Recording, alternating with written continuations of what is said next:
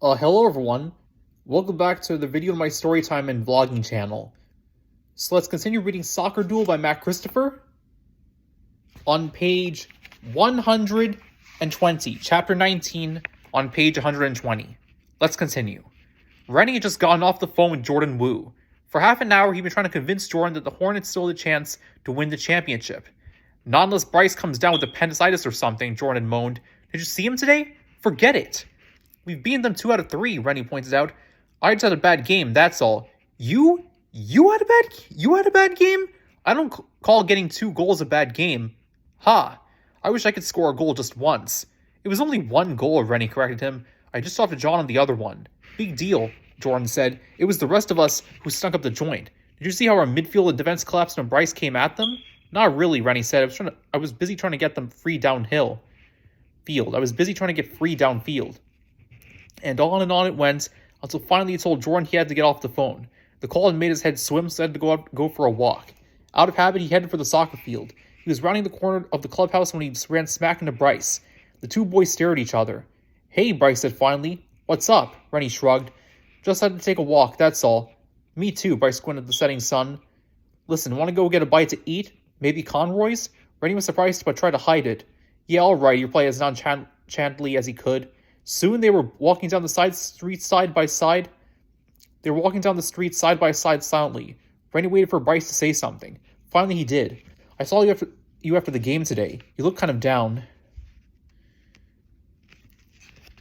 Rennie shrugged. We lost, he said. I know, but... Well, I noticed you were alone. Your mom didn't come down to see you? She works on Saturdays. She's a real estate agent. It's a big day for showing houses. Same with my mom, Bryce said, smiling sadly. She's real estate too? Rennie asked. Nah, she works in the store, Bryce explained. Busy. Never has time to come see a game. I don't think my mom is into soccer really, Rennie said. She pretends to get excited about it, but I can tell her heart isn't in it. My dad used to take me to all my games. Bryce said. When's the last time he saw you play? Last year in Haverford, Rennie said. What about yours? 3rd grade, Bryce said. Wow. Rennie couldn't disguise his surprise. How come he never comes to see you? He lives way over in Oakmont. That's a good 3 hours from here. No time for Bryce Jr. Still, Rennie said, he could come and see you play once in a while. Bryce frowned. Let's change the subject, okay? Okay. Rennie was silent for a moment. You were awesome today, he said finally. Bryce looked at him sideways and shrugged. Thanks. I was mad. At you. Me? For beating us Friday afternoon. Oh. Well, sorry, Rennie said. Get out of here. You're not sorry. You shouldn't be anyway, Bryce said. The two boys fell silent again. Listen, Bryce said suddenly, coming to a stop on the pavement. About what happened with Turk Walters, I just wanted to say I'm sorry I was such a jerk. Rennie said. Not letting Bryce off the hook just yet. I guess I was afraid of you getting into the playoffs and playing better than me, Bryce went on. Which still could happen, I guess. You want to know something funny, Rennie said? I think the reason I played so good on Friday afternoon was because Turk told me the whole story right before the game. I was afraid of that, Bryce said. I never told him to try and hurt you, by the way. You said that already. Yeah, well, I guess I still feel bad about it. Forget it, Rennie said. I came out of it okay, right? No harm done. You won't do it again. I sure hope not, Bryce agreed. Funny, though, how we both play better when we're angry. I mean, now that we've talked, who are we going to be angry with? I think we should both just go out there and play confident. If we both do our best, it'll come down to how well the guys behind us play. Yeah, I like that, Bryce said. Then he stopped walking again. Listen, I don't really feel like ice cream. You? Nah, Rennie agreed. Maybe tomorrow after the game. Yeah, Bryce said, no matter who wins, okay? Sure thing, Rennie said, putting out his hand. Bryce took it. So we're friends no matter what, right? You got it, Bryce said, shaking Rennie's hand hard. You know something else? You're better than Isaac Mendes ever was. Really? Really. I mean it. You never made me take my game to a higher level the way you did. Huh. I guess that goes both ways. You helped me raise my game too. Cool, Bryce smiled. Well, I guess I'll head home from here, okay? Sure. See you tomorrow. Right. Bryce turned to go and he stopped and turned back. Good luck, he said. I mean you personally, not the Hornets, of course.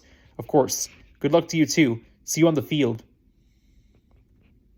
Rennie stood there for a while, watching Bryce's figure retreat into the gathering darkness of the spring evening. Then he turned for home. When he got there, he picked up the phone and dialed long-distance information. The number of McCormack in Oakmont, please, he said. Do you have a first name for the party? The operator asked.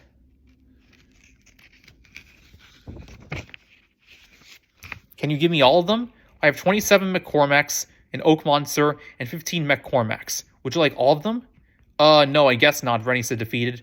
Then he remembered something Bryce had said. No time for Bryce Jr. Could you try under the first name of Bryce? Rennie asked the operator. I have only one B McCormack. Would you like that one? Rennie took the number and dialed it. It rang 4 times. Then a machine picked up. Hello, this is Bryce, a man's voice said. Leave a message, including your number, and I'll get back to you. A beep followed. Hello, Rennie said. Mr. McCormack, I'm a friend of your son's. I just wanted to know how he's got a big soccer game tomorrow morning. The biggest one of his life. He's a great player, Mr. McCormack. The best. And you should really see him play at least once. He took a breath. Tears were in his eyes, and Rennie couldn't figure out why. And then he knew. He was as if he was talking to his own dad, except he was saying words he would never say to his dad. You should go to the game, Rennie said, trying to keep his voice steady, or at least called to wish him good luck. Rennie paused for a moment. Hope you get this message, and hope you listen. You have a really good kid for a son. You should treat him better. Rennie slowly hung up and wiped his eyes with the back of his hand. Then he went to the kitchen to give his mom a hug.